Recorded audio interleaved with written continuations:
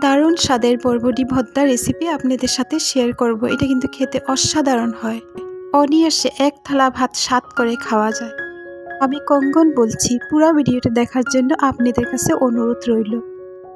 আমি কিছু বরবটিকে ভালো করে কেটে ধুয়ে কিছু রসুন এবং কাঁচা লঙ্কার সাথে সিদ্ধ বসাই দিয়েছি। পুরা সিদ্ধ না করলে হবে, এই যে দেখুন আধা সিদ্ধ করা হয়ে গিয়েছে। এখন আমি এগুলাকে পেস্ট করে ফেলবো।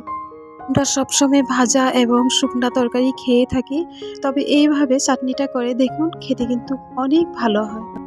খেতে কিন্তু দারুণ হয়। যখন এই বরবটি সবজি আমার ঘরে থাকে আমি এই চাটনি কিন্তু করেই থাকি।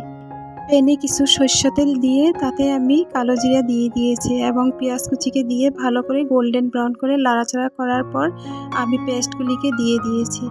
এখন কিছু জল আমি অ্যাড করে নিয়েছি। কিছুক্ষণ নাড়াচাড়ার পর স্বাদমতো নুন, হলুদ এবং কালো মরিচের গুঁড়া দিয়ে দিয়েছি। কিছু সময় নাড়াচাড়া করার পর আমি শুকনা লঙ্কাকে ভেজে একটু ভেঙে গুঁড়া করে দিয়ে দিয়েছি। কিছু নাড়াচাড়া করার পর এই যে আমাদের চাটনিটা রেডি। এখন কিছু শুকিয়ে আসছে। এখন গরম ভাতের সাথে পরিবেশন করুন।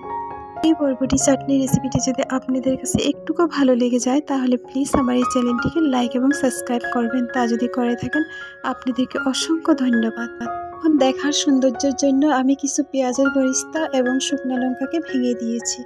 আজকের মতো এই পর্যন্ত। ধন্যবাদ।